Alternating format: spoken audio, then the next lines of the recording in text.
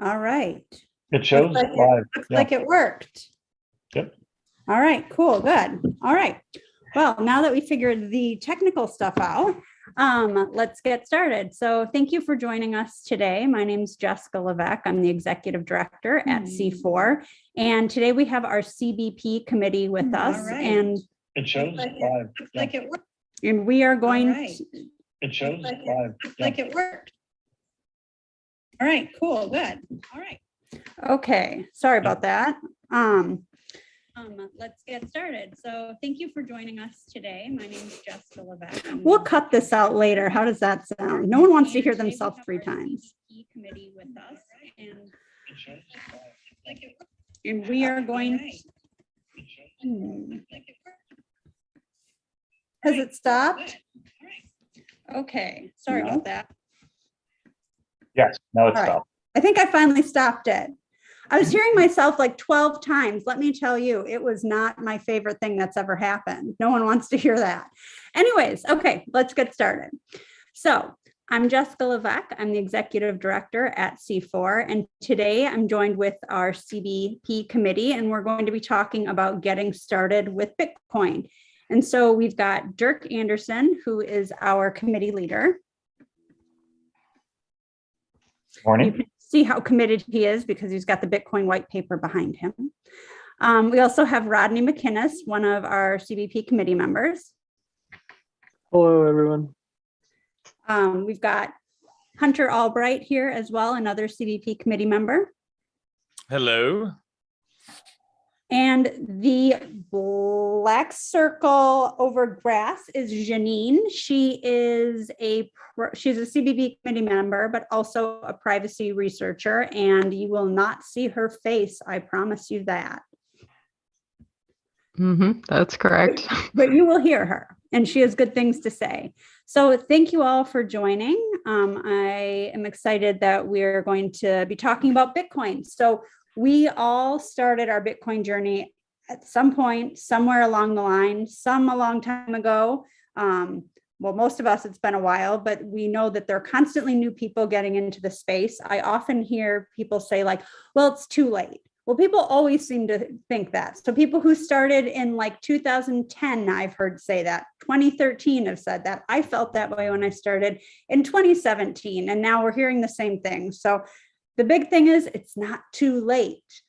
If you're wondering about how to start or if you should start, there is no time better than now. And we're excited to talk to you about our journeys and how we started in this space and how we got our first Bitcoin or fraction of a Bitcoin, and how we got to where we are now.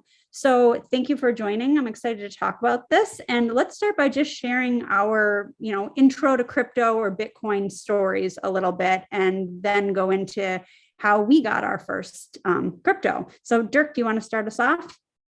Yeah, sure. So I've told part of this story a few times to folks, but I'm sadly one of those people who's responsible for some lost Bitcoin.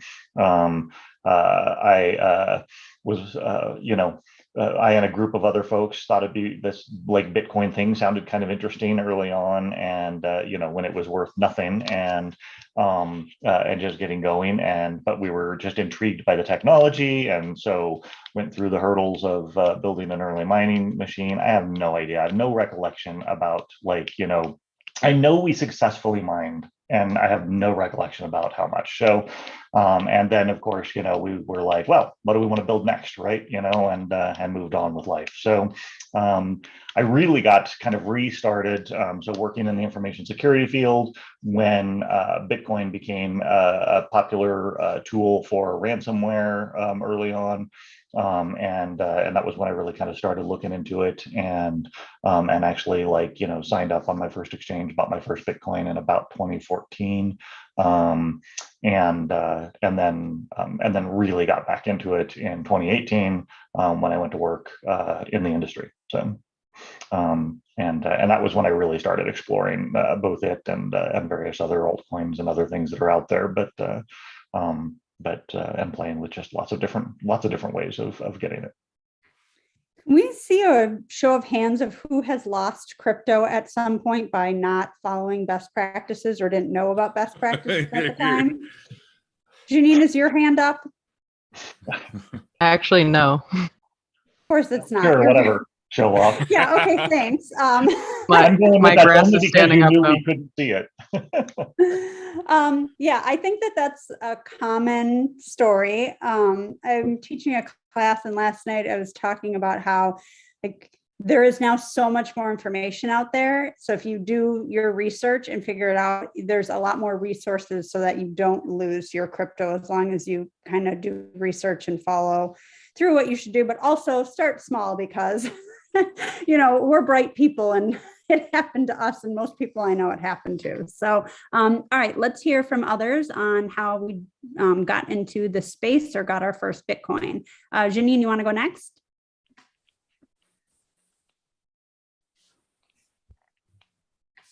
Sure, yeah. So I mean, I don't know if I heard about Bitcoin before this. I certainly didn't pay attention to it, and I don't remember paying attention to it before this. But sometime in 2013, which was the year of Snowden and the NSA revelations, I listened to a show called The World Tomorrow, which was led by Julian Assange, and it eventually became the transcript of the book Cypherpunks, which I bought in 2014. And this show was filmed while he was still in the UK. Under house arrest, not in prison, unlike today. And one of the topics that was discussed in this panel was Bitcoin and how it contributed to what he called the three fundamental freedoms: freedom of communication, freedom of movement, and freedom of economic interaction. And he also said, where you put your money is where you put your power. And by this point, the reason that WikiLeaks was famous was because, or the reason WikiLeaks had made Bitcoin famous was because they had been accepting it for a while. And they did so due to a banking blockade. It was like an extrajudicial punishment for their publication of materials from whistleblower Chelsea Manning. And I was not at the time and have never really been motivated by money to any great degree. And I was also not around anyone who was into Bitcoin or even really internet savvy, I would say. But I did want to be a journalist, and so I became interested in Bitcoin through this success story of investigative journalists being able to continue doing their work because they had censorship-resistant money, or at least could receive it through donations. And the financial crisis, separately from that, had also left me very distrustful of banks and financial institutions, and it never really made sense to me since I was a child that in order to buy things, I had to give some stranger in a big marble building my money in order to get a plastic card that would sometimes work. So when I realized that Bitcoin was not only a way for me to control my money in a meaningful way, but also to support important journalistic work that would have otherwise been shut down, even by Swiss banks that have been mythologized as impervious to political influence, I knew that I wanted to become involved with it. And I don't ever recall thinking, this will make me rich. It's going to be a great investment. I was thinking more in terms of it will help me live by the principles that I hope I can satisfy in my life. And I actually got my first Bitcoin by using faucets, which were essentially websites where you would look at an ad or play a little game, and usually once per hour, once per day, they would give you this reward in Bitcoin. And then you could periodically withdraw once the amount was enough. And at the time, those winnings were like 10 or 15, 20 cents. But that was 2015 and 2016 Bitcoin, so I still think it was a good strategy. Eventually, I then actually got a job where I was earning Bitcoin that was not faucets. And yeah, so it was definitely not something where my life path would have been expected to go, but I'm definitely glad that I did it. Yeah, I love that even as a kid, your motto was trust no one and trust no like big buildings that seem like there might be people in there you shouldn't trust either. It started young. I think that's cool. And it's really respectable that you have your beliefs and you live by them and you've done everything you can in your career and your life to make sure that you're like abiding by your own code, basically. So very cool. Hunter, you want to go next? Talk a little bit about your experience? Yeah, I'd be happy to. So I I actually come from my career largely has been in the payment industry originally. And so I was not overly aware of Bitcoin sort of early on. I have sort of worked globally in terms of running payment systems and cards and really being sort of interactive in more of the traditional centralized structure. And so know it really well, but also very aware of the challenges around sort of how to interact globally with it, even today.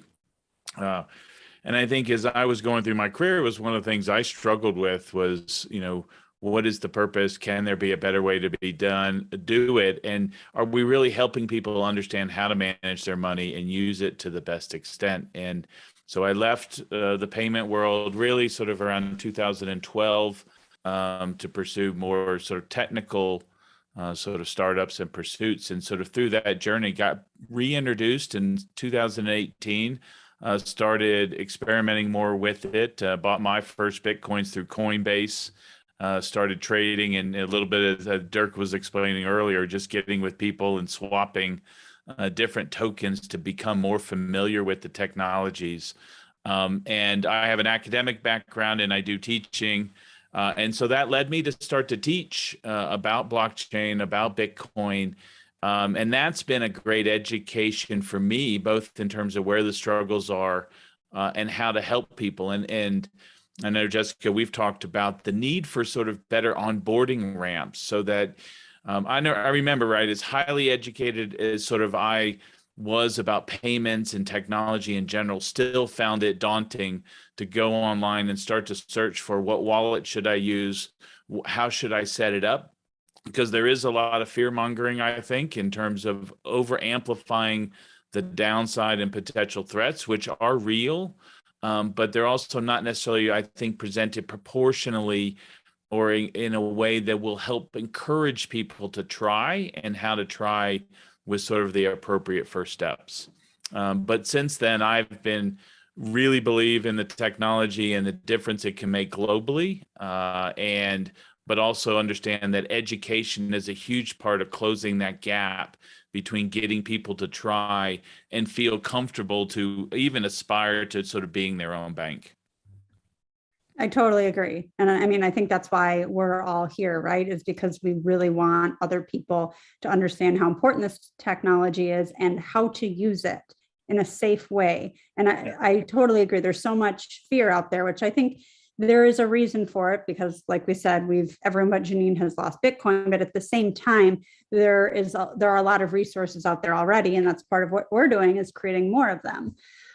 So yeah, absolutely. Rodney, do you want to jump in? Before Rodney goes, I just want to use that as a self-serving plug for Hunter was talking about kind of the fear mongering and some of the uncertainty around different wallets and stuff. If you want to know more about wallets, go and watch the recording of last month's CBP live stream, where we had a fabulous expert on hardware technology on the stream with us, talking very specifically about different kinds of wallets and stuff. Yep. Josh Datko was great. Really cool to hear from him how hardware wallets work. And he actually showed the inside of one, which I thought was just fascinating. So yeah. Rodney?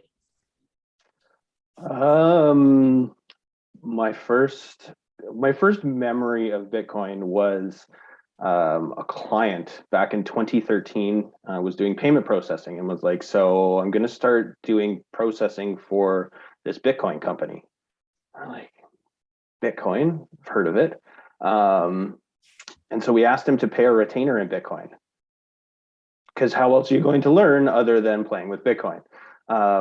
So my business partner, Amber, spent the weekend in her office, heads down, and just every now and then would message me and be like, this thing, and then she'd disappear and then come back and be like, this thing, and then disappear and come back.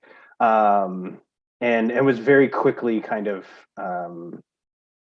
obsessed is probably a light way to put it. But we used it. We learned kind of how it functions and some of the cool technology that supports it, and then started going to Bitcoin meetups in Toronto. And Anthony Diorio was hosting those at the time, and there was this very small, close-knit core of nerds that were there every week. And I remember watching Vitalik give his first talk ever on Ethereum. And I remember being befuddled about what on earth he was talking about. And so I left, and Amber said to me, she's like, "That's so cool." And I got angry. I looked at her, I was like, "I don't understand what anybody's talking about. This is all nonsense. I don't know anything about economics or cryptography, or I don't even like, I'm so lost and confused. And it's just people just like mop, mop, mop, mop all the time." And she challenged me. She looked at me and was like, "So do something about it." Yeah, okay, fine. I tumbled hard down that rabbit hole and spent, like 6 months obsessing over what it was and what was cool about it and why it was so important. And I remember going back to those meetings again and still being really lost, let's be clear. But having a baseline and being able to kind of, hear keywords to be like, okay, I know what that thing is, but how does that relate to this thing that I've never heard of before? And really, immersing myself in it to the point where it's been like 8 years now or something like that, 9. And, still feel the same way every day of like, I've never heard of that thing before, which is one of my favorite things about crypto. As far as losing it, I did walk into the ocean with a Jax wallet that was on my phone that I had Doge on, which I used to give people their first crypto, because it was a joke coin, now a meme coin apparently, that was easy to send. It was quick to confirm and was just like, it wasn't worth anything. I had not a small amount of Doge on my phone, but it was only worth, I think it was worth like $90 or $100. And I didn't use a wallet for anything else. So when I walked into the ocean with my phone in my pocket, that I'd not backed up because it wasn't a big deal to me, it blew up my phone and destroyed all the data, and I lost that. And I didn't care until earlier this year. It kind of hurt a little more. But that's it's kind of my story of how I got in, and have stayed obsessed with Bitcoin for like a pretty reasonable amount of time now. Yeah, so I think one of the interesting things about all of this is that there are different ways to get Bitcoin, and that's changed over time. I was gifted my first fraction of a Bitcoin and then promptly screwed up and didn't save the backup, and whatever. The phone is like somewhere, but there's nothing you can do with it. So but the theme and what I wanted to get at is there's a lot of different ways to get Bitcoin. And so you can be gifted it and then hopefully don't lose it. You can earn it. Janine's been paid in Bitcoin. I've been paid in crypto. Has anyone else been paid in crypto? So I've also exchanged crypto for cheese curds. Or no, I got crypto and I gave someone cheese curds, which is like my favorite transaction, because those cheese curds ended up costing that person a lot more than it was like. At this point, it's probably like a $90 little bucket of cheese curds. But has anyone, so we've talked about earning. Janine, you mentioned winning, like going on a faucet, playing games and being having Bitcoin basically dripped into your wallet. Let's talk a little bit about buying on an exchange. Hunter, you said that's your first experience purchasing was on an exchange. What is that like? Like, how, if someone's out there trying to figure out how to get Bitcoin and they were to go to an exchange, what do they do? Who wants to tackle this? So I'll start and I'll let others fill in. So my experience was I went to Coinbase to start, right? So I went to just set up an account, and went through the KYC, sort of all the I guess the the security steps that they go through and the data they collect to get some initial balance to be able to then move to other wallets. So that was my starting point. I wanted to find sort of a fast path to just convert sort of USD into crypto. So I did it that way. The other sort of fun way I did sort of a little bit later was I had all these coins in my closet. So I went to a coin bank. And a lot of the coin banks will allow you to dump in all your old change and then sort of convert it to crypto. So that was another way that I ended up getting some additional crypto to sort of play around with. Does that still exist? Can you still do that? Yeah, I think you Coinstar. can go to the Coinstar machines, Okay. and then you log in to their website, and you can choose to then sort of they'll give you an address for the equivalent. Oh, interesting. I I didn't think one of the amazing things about exchanges, of like the stories that we have about dealing with exchanges back in the day versus today, is I'm so jealous of how simple it is now to go dump change into a machine and walk away with Bitcoin. My first purchase was on Kraken, and I had to send a wire from Canada to Japan in order to get that, which seems totally reasonable at the time. And a harrowing few days of constantly refreshing my Kraken page to be like, where's my money, where now I'm Canadian based. We've got exchanges in Canada, one that I use frequently, that I can do an Interact e-transfer to, and it shows up in 5 seconds, which for Americans is kind of similar to like Zelle. And it's so fast, and there's far less fear, and the onboarding, I don't have to send personal data in an encrypted email across the world, and I'm lucky enough that that's doable. A lot of people don't have the technical prowess to do that, so secure uploads and things like that now is much better than it used to. Yeah, I had the same thing signing up with Kraken originally in like 2014. And I think it probably took me a week and a half actually to get through the entire process back then, to get through the KYC stuff and the wire transfers and verification, and then the actual money winding up on my wallet eventually. It was a nightmare, which was what made it so much fun when I first learned about Bitcoin ATMs, right? And just being able to walk down and stick some 20s in. Yeah, the one that I went to was the first one I went to was in downtown Denver, and there was a regular ATM right next to the Bitcoin ATM. So you could literally just take your cash out of the regular ATM and put it into the Bitcoin ATM, and it spit out a paper wallet with your Bitcoin on it, and you walked away. And it was so easy and simple and fast. It was awesome. I'm showing here what the Kraken.com site looks like. Actually, it looks like it's gotten quite a fancy makeover since I remember. But so this is an option. We're not going to advocate that you keep your currency on an exchange. But at the same time, there are people who are more likely to lose their private keys, their seed phrases, over the likelihood of losing on an exchange. And it's important to just weigh what works best for you. BISC is another exchange, and this is international. You don't need to verify your identity. It's decentralized. And there's also Gemini is another one.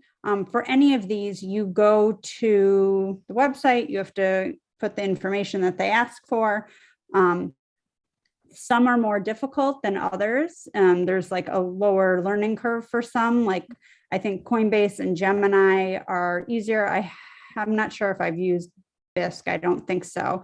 Kraken for me was a more difficult system to start. I'm not sure if it's gotten more simple, but I think it's just kind of like playing around and seeing. If you go to a site and it doesn't feel right, or you're uncomfortable with it or whatever, that is a red flag for you not to use that. Use something that you feel comfortable, that you've done research on, that you feel safe about. Really important. Oh, sorry, go ahead, Rodney.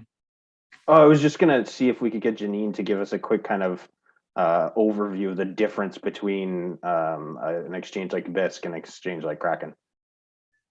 Yeah, that'd be great. Yeah, so the major difference between Bisq and Kraken is that when you are creating an account and buying Bitcoin on Kraken, as long as your Bitcoin or your fiat, for that matter, is with Kraken, it's held by Kraken and completely controlled by Kraken. Kraken could run away with it. They could lose it. They could send it anywhere they want. I mean, obviously, they might get in trouble for that, but they are in control of your money at all times.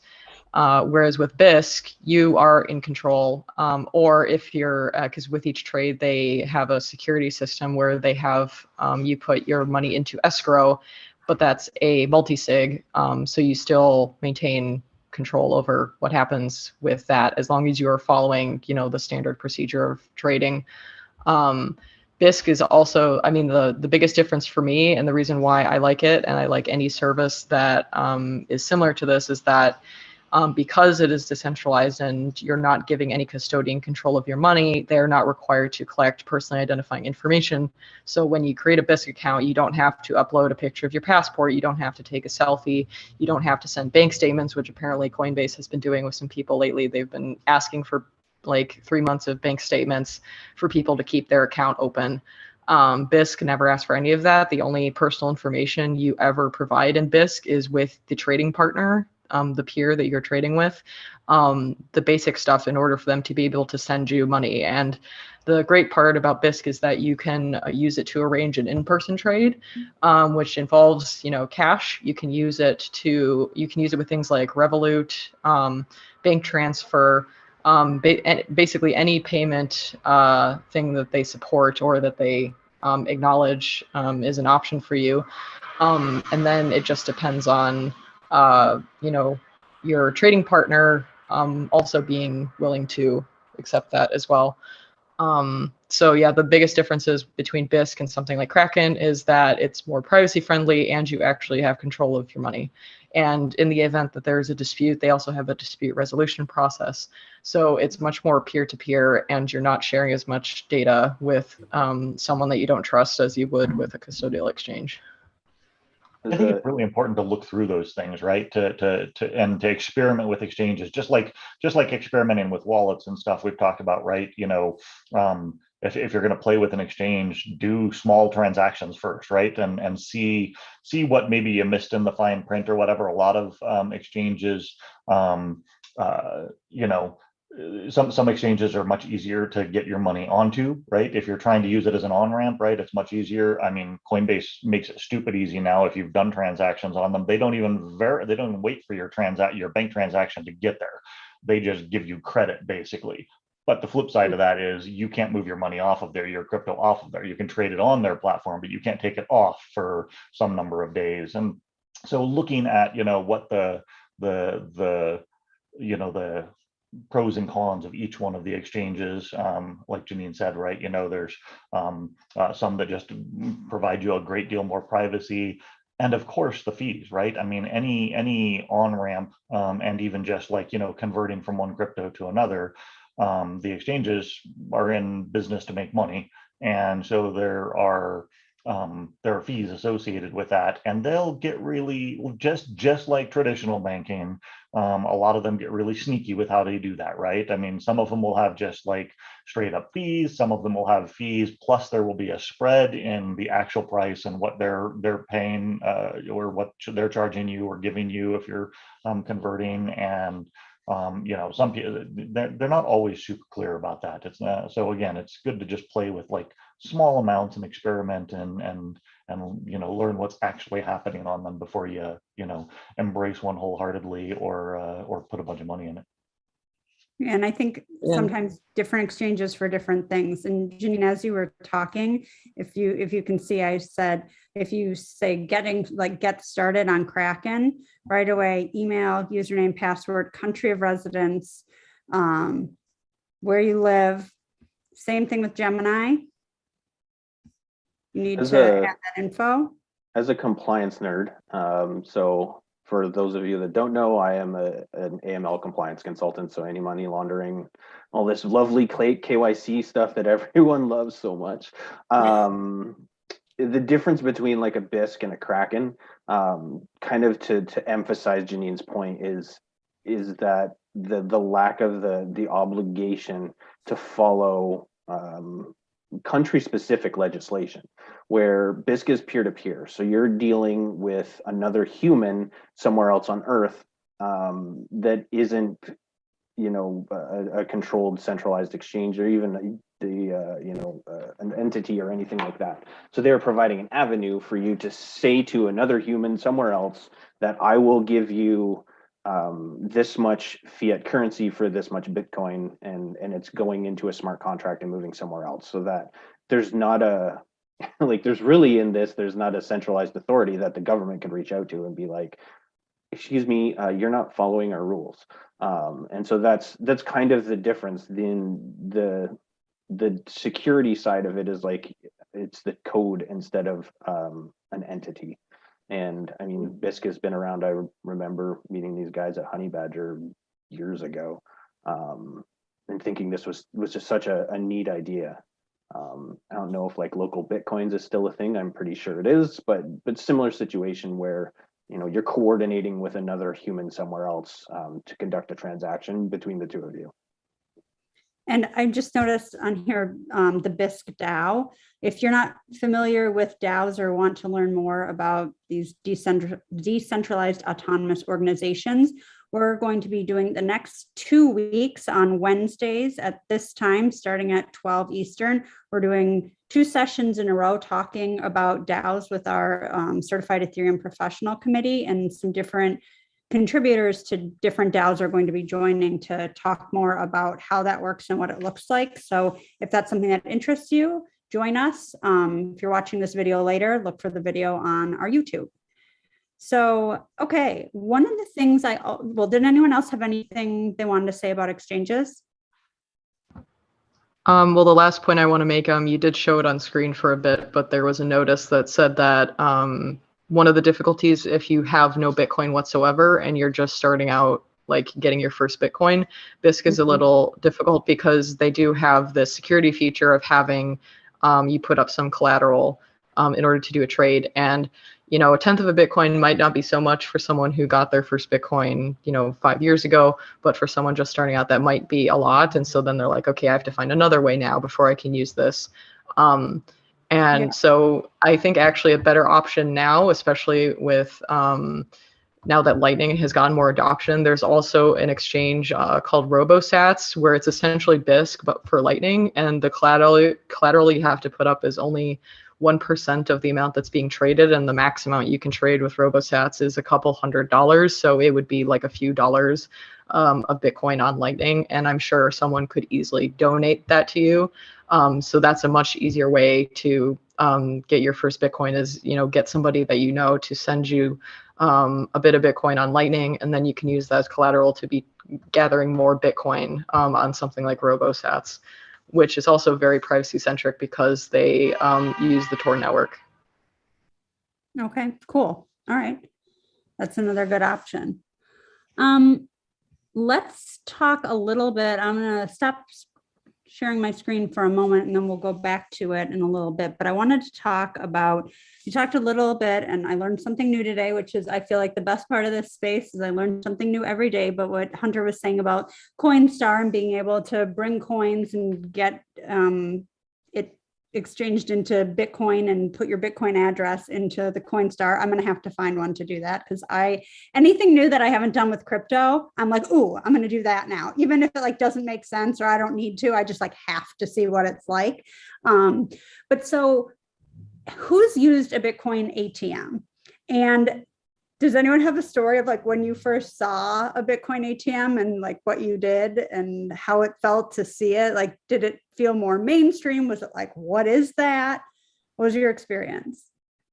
It was a new ATM that went up in a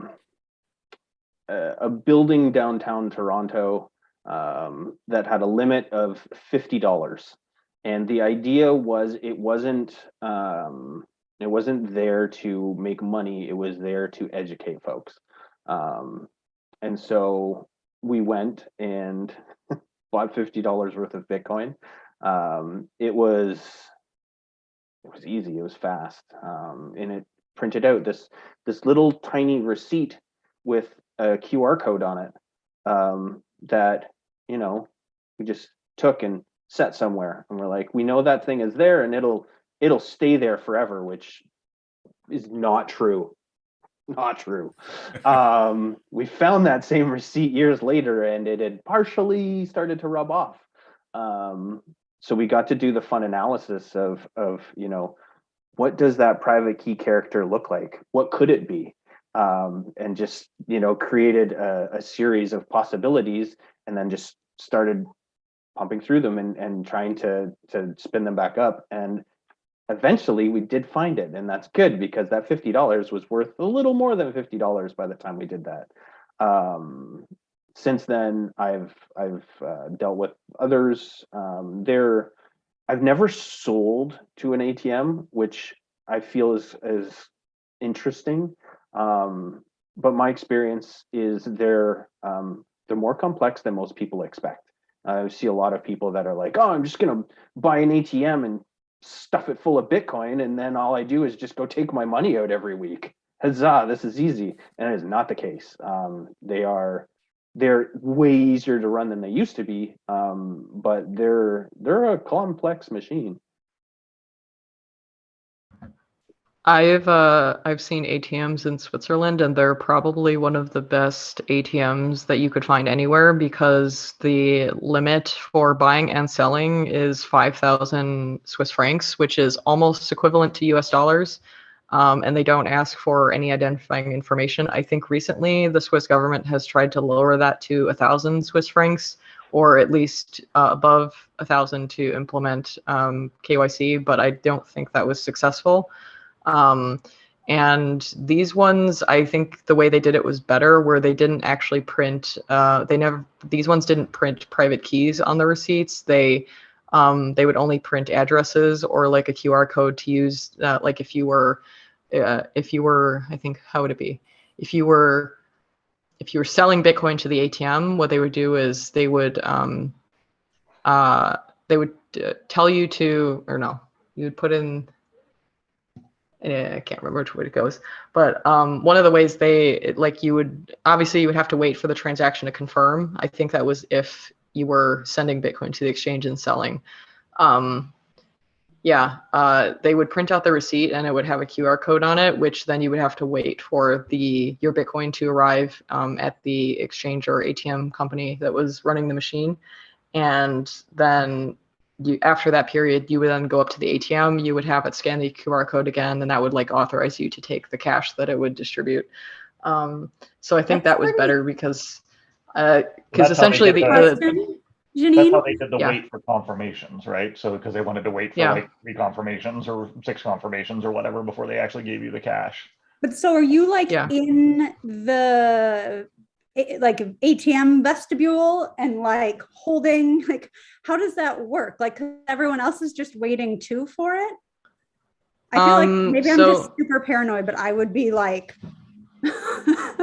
I mean, they weren't, when I went to look at one, it was not like there wasn't a ton of people around it. Like, there weren't that many Bitcoiners in Switzerland that you would be waiting in line.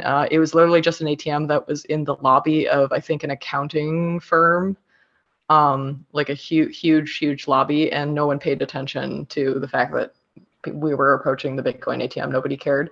It was just somewhere at the side of the lobby. And yeah, if you're selling the Bitcoin to the ATM, then you have this you have to wait about 10 to 20 minutes for at least one confirmation, and then you then go back to the machine, because they assume maybe someone else will want to use the machine while you're waiting. So then you have it scan the QR code on your receipt to then say, okay, I'm the person who just sold. Please give me my cash.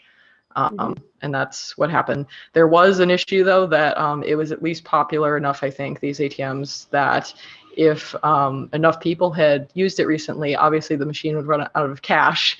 So sometimes you could only sell maybe $200 or 200 US francs, even if supposedly the limit was 5,000.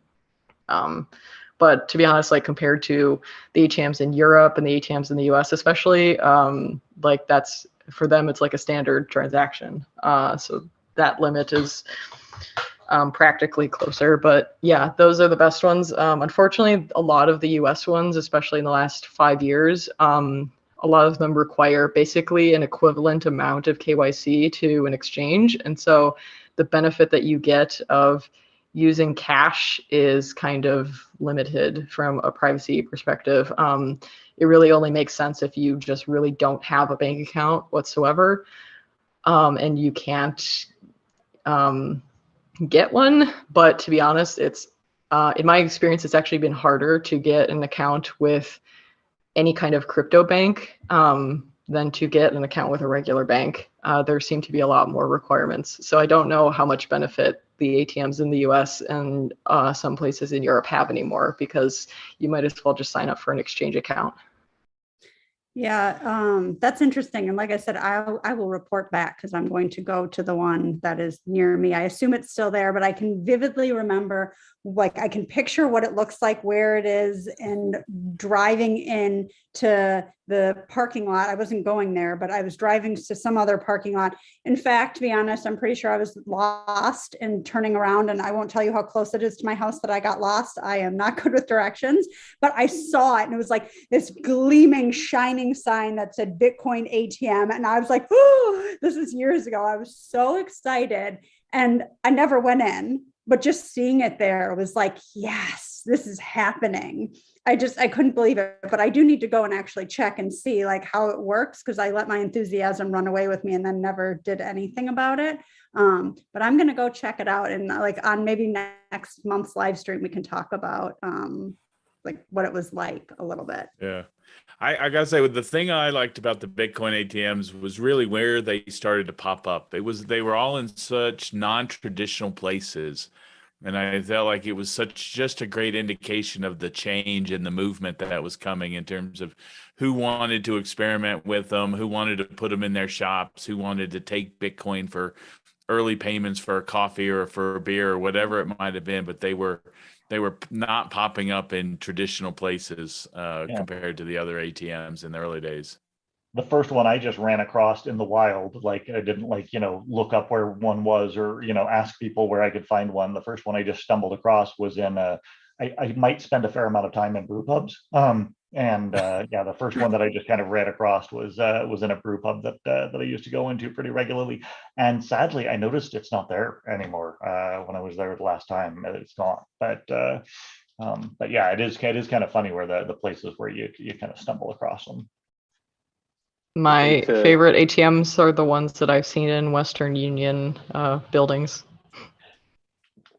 That's the best. It's also a good one. To Hunter's point, having them in unique locations and kind of places that you wouldn't imagine. There's also the fun side of that, of some of the places that they've been. You could walk in and find someone who's rather large, with a chair and a bag of cash sitting beside them, just sitting there feeding it into the machine.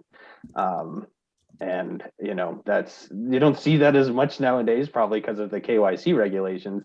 But that was definitely a thing that occurred back in the day. Let's show how you find a Bitcoin ATM. I'm going to screen share. Don't you just drive around in circles, Jessica? Apparently. That's what happens to me. I mean, that's what I do. Never works. So you can go to bitcoindepot.com, type in your location if you want to share a location with them, and you can see all of the different options. You can browse them, go through, see, what they've got, different places. And then the features. One interesting thing that I noticed on here is buy online, which is just another exchange, right? If you're doing it online, I'm not sure what the difference is, but I guess you can use a credit card now to do that. So you can use, Bitcoin Depot to find some. There's also Coin ATM Radar.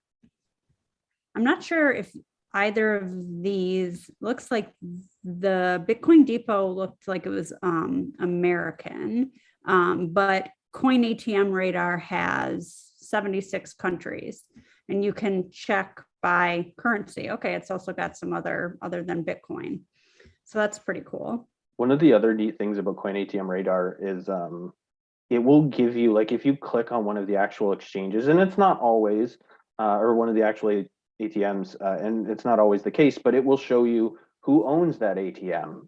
It will give you the rates and kind of the markups and stuff like that. So it'll give you a lot more information where you can go on and look for me downtown Toronto and have a look and see, like, within this span of 6 blocks, I could save an extra % on my purchase, which, depending on how savvy you are or how much you're buying, could be worthwhile. So the other is you could, buy from an exchange that you have seen commercials for or seen advertisements for or sponsorship for or something like that, and support them, or maybe have a little more faith, versus one that is kind of unregistered. And that's obviously a risk-based decision that you get to make, but it does provide a lot more detail than the other ones that I find, which I'm not familiar with Bitcoin Depot, so maybe that's because I'm Canadian.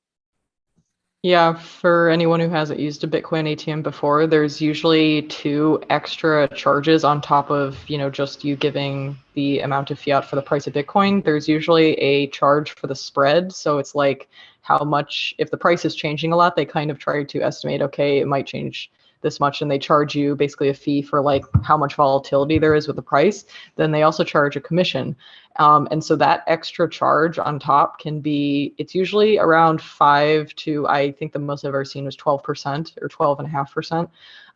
And I don't know, that kind of, like, in the early days when the ATM's value proposition was, cash and privacy, then that kind of made sense a little bit, because it meant you didn't have to put your personal information at risk just to get Bitcoin. But now that a lot of them are implementing a lot more personal information collection, I feel like that value proposition is kind of not as good anymore, because it's like, wait, so I have to pay an extra 5 to 12% and still dox myself when I could go to an exchange and the markup would not be nearly that much. So I don't know if that value proposition is good anymore. The highest I've ever heard, Janine, 22%. Oh yeah, that's, yeah, that at that point it's like, I don't know if it's worth it anymore. Pretty much. Has anybody, Jessica had scrolled through that ability to basically buy online. Has anybody done like a prepaid card through a grocery store or another retail outlet to then go purchase online with the prepaid card? I've not tried that. I have not, but when I was looking at RoboSats yesterday, because I'm actually going to include it in a course, the main screen only shows like the different payment methods that this given trading peer accepts, and one of the people said that they would, I don't know if it wasn't clear to me if they would take or give, but it was Amazon gift cards. So there is apparently a lot of Bitcoin trading that, or a small portion of Bitcoin trading that involves gift cards still. Yeah. But yeah. I think that's, Jessica, and getting back to how to get into it, it could be everybody could start requesting, prepaid cards as gifts, and then you could convert your gifts into Bitcoin. I mean, there are sites for that. One of those things that's changed over time too is from when I was first trying to get it right, is the restrictions on like cards and even bank accounts, right? I remember at one point, right, like Wells Fargo got a lot of crap because you couldn't even like transfer money to one of the exchanges, right? You couldn't like move money out of your account to one of the exchanges. They would not let you move your money. So, which is a story for why Bitcoin in the first place, right? But yeah, that I do think that, like, along with Bitcoin ATMs, right, just the little things, the little tiny steps that move it towards, being a little bit more mainstream, or the ability to buy Bitcoin with your, credit card now, when before you couldn't even take money out of your own account and buy it, right? So certainly you couldn't do it with a credit card. None of the credit cards would let you actually send money to the exchanges. Yeah, as a consultant, I do reviews for regulated exchanges in Canada. And you do see a pretty wide variety of purchase mechanisms. Um, Less so now, and probably because of what Dirk said of like kind of clampdowns from um, FIs and stuff like that. But FlexiPin was a big one, where you could go in and buy a FlexiPin card and use that to purchase Bitcoin. It's still possible, but less common. We have a question in the chat from someone who, Mr. Dog, who's asking about how to find more content, more educational content. And I wanted to take this opportunity to say, we have a ton of free videos on our YouTube page, and we've got some blogs. And also, one of the things that we are really excited about at C4 is that we're increasing the size of our team this year. And so we're going to be releasing a lot more content, free videos on YouTube. We'll be getting an additional course for the Ethereum exam later this year. And there is more content free, and some of it, obviously we're a nonprofit, so some of it on our website will be paid, but there will continue to be a ton of resources, and that will be ramped up. In terms of finding educational content other than C4, does anybody have some ideas? I've got a bunch running around in my head, but does anyone else have ideas on where somebody who's new and wants to learn more can go? Always Andreas's website, aantonoff.com. That is where I refer most people. For Bitcoin specific things, lop.net. It is a curated list of links by one of the foremost experts in the space of like it's. I remember when it started, and now it's ludicrous. It's like 3 or 4 pages of topics and links and stuff like that. So those are my usual go-tos. Mm-hmm. Yeah, I'm a big fan of handing out Andreas's books still, for people who really want to, dive into it. But even I've given a copy of Mastering Bitcoin to people who are not developers, not programmers, never going to read like the second half of the book, but the first half of the book is just such a good introduction to kind of what Rodney was talking about, right? When I got into this, right, I came into this as a hardcore geek, right? I was interested in this, right, and the actual the math and cryptographic algorithms that were involved in the process. I had no knowledge whatsoever of finance and money theory and how money really works, and that was a huge education for me as part of my getting into Bitcoin. And the first portion of Andreas's book is still just like an excellent yes, perfect, Janine. See, Janine's showing. It's a great, just like high level introduction to how all of those things work, and it will lead you down a rabbit hole for sure. Yes. And Rodney's grabbing his. I'm like, mine's in the other room. I could go. Yeah. Yep. Get them too. Mine are just out of arm reach. So thank you, Janine. And Andreas's books you can get for free as well if you go to GitHub. It is possible to get all 3 of the mastering books for free there as well.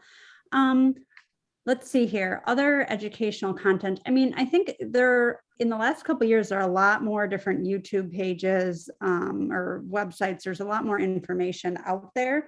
I would say pay attention, do your own research, check and see, is this the same thing I'm learning elsewhere?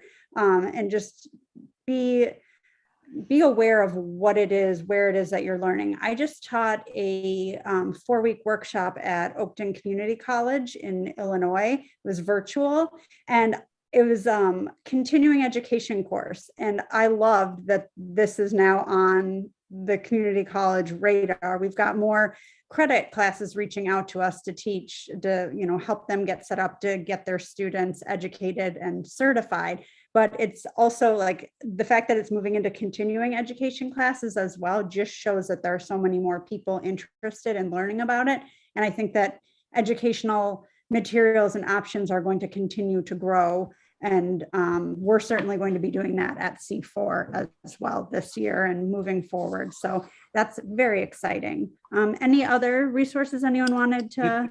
The one, not a specific one, but I think one of the opportunities that has been created on the educational side out of COVID is most of the conferences now are streaming a lot of the sessions, and in almost every crypto or sort of blockchain related conference, there is a beginner level series of educational talks.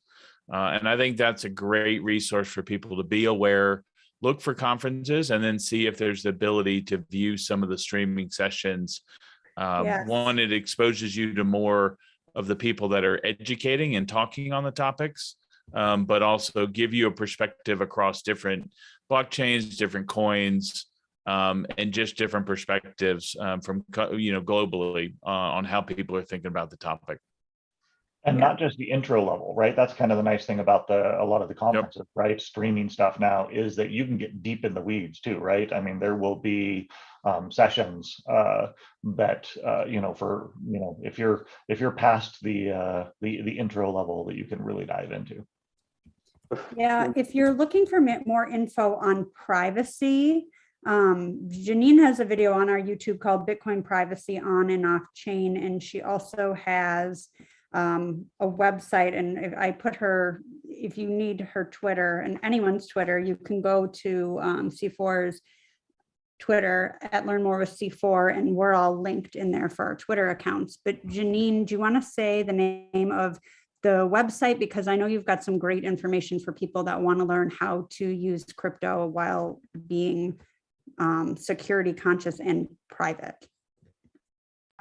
Yeah, so the privacy course is actually offered through CASA, and you have to be a customer of CASA at the moment. I hope at some point in the future it will be more publicly accessible, but that course is available if you're a customer of CASA, and there's a part 2 that's coming.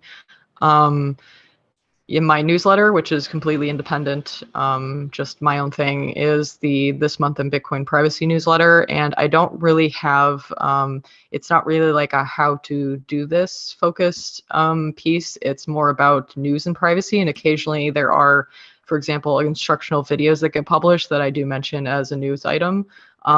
So if you are looking to improve your Bitcoin privacy, you can pay attention only to those parts. I also follow regulatory stuff that might affect how easy it is to be private with your Bitcoin, so that might be useful.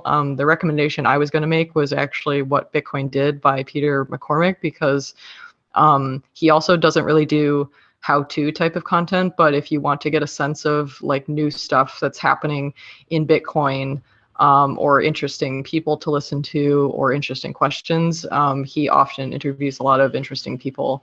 And I think that's one of the most popular Bitcoin podcasts that new people listen to. So I would recommend that.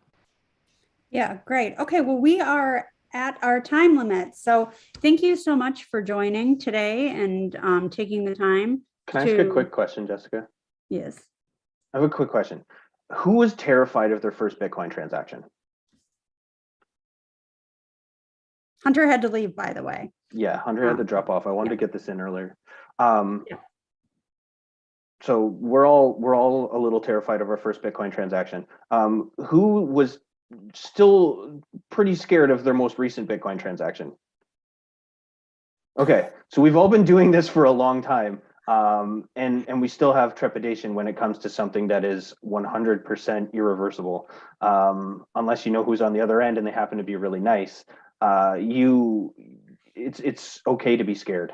We were all scared. We continue to be scared, and don't let that hold you back.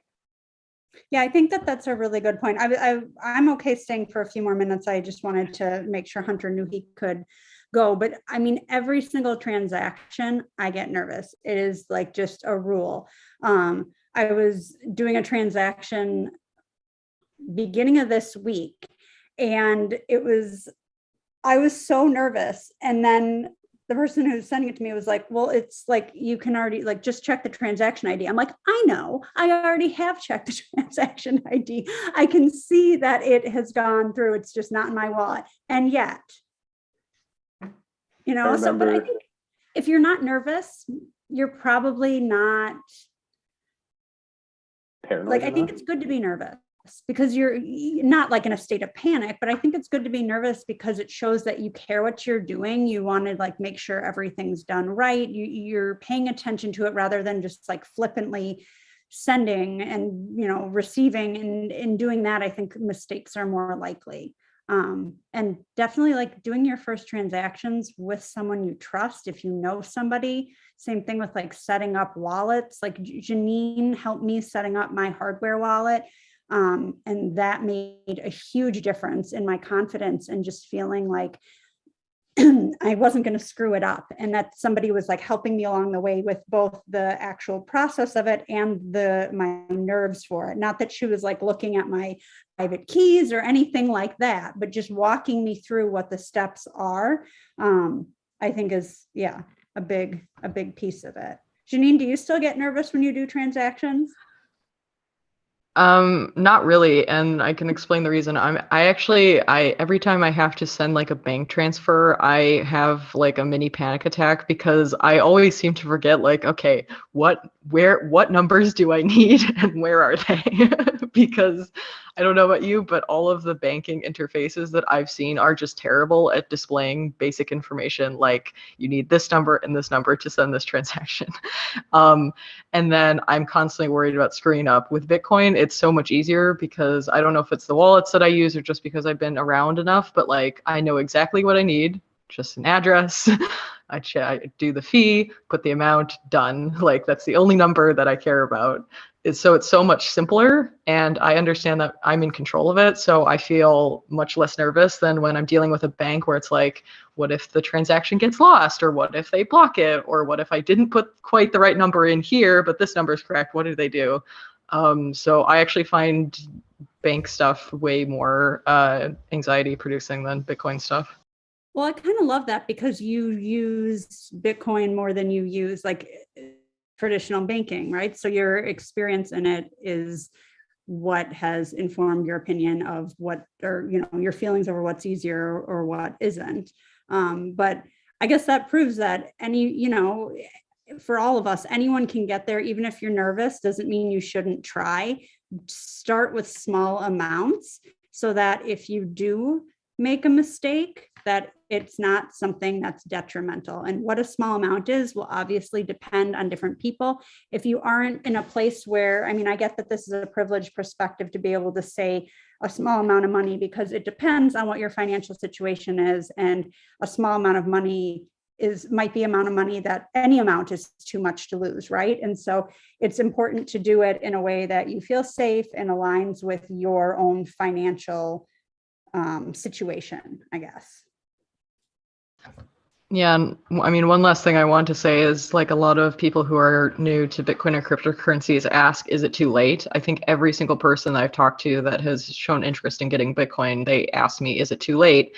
And I think that this is a very investment-centric perspective. Like imagine someone goes to visit England for a holiday and they ask, is it too late to get British pounds? Or they go to Mexico and ask, is it too late to get the peso? It makes no sense. You just earn or exchange the money you have for the currency that is suited for the environment that you're in, or for the work that you're doing. And it's the same with Bitcoin. It's the money of the internet. And so especially if you're doing something on the internet, which is most people today, it makes sense to adopt it. And it shouldn't matter whether it's too early or too late. It's similar to, you know, I was saying we bought stuff with the Bitcoin that we got in 2013. You know, looking at pricing that tablet that was purchased that I left on an airplane shortly afterwards in today's price is nonsense. That tablet cost the same amount then as it costs now. I just paid it in Bitcoin. That's not to say that if I didn't spend that, like that Bitcoin didn't get spent, that I would have managed to have hold it and not sold it, you know, at each peak that's come along between there, which I think is a big misnomer of people being like, oh, they got in early, so they have to have so much money or so much Bitcoin. And like, no, it's like you know, and Janine would understand more than anybody of like, you need to spend it to survive. Like you still have to pay for things. And just the fact that you paid it in Bitcoin and you paid it in fiat doesn't make it any more or less valuable at the time when you used it. And that's, Like that's one of my favorite things about Bitcoin is, you know, it forces me to consider my spends more than I would with a fiat currency, but I would never not spend something because it might be worth more down the road. I'm just gonna spend wiser. Yeah, I like that. And using Bitcoin and other crypto not as an investment, but as a currency. And like the cheese curd example, yes, like the cheese curds ended up being really expensive if you're exchanging it, but the cheese curds I was talking about earlier was actually in Ether. The amount of ETH didn't change. It's also Ether, so you know who wants that. If you're using it both ways, it works both ways too, right? I mean, if you're getting paid in crypto, right? I mean, there's a balance there, right? It's not just what you spent.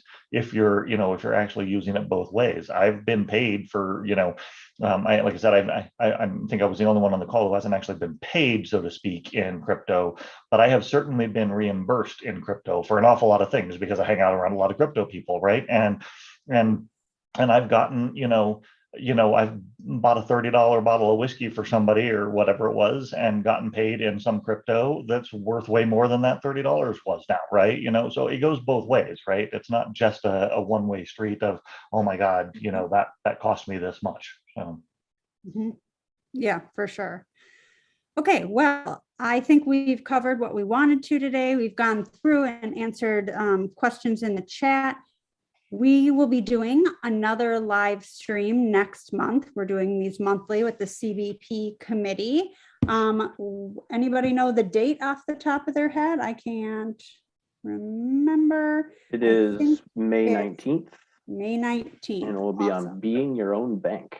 Yeah. So and we'll go a little deeper into some of the things we talked about today, the fear of transactions and what it means to actually be your own bank.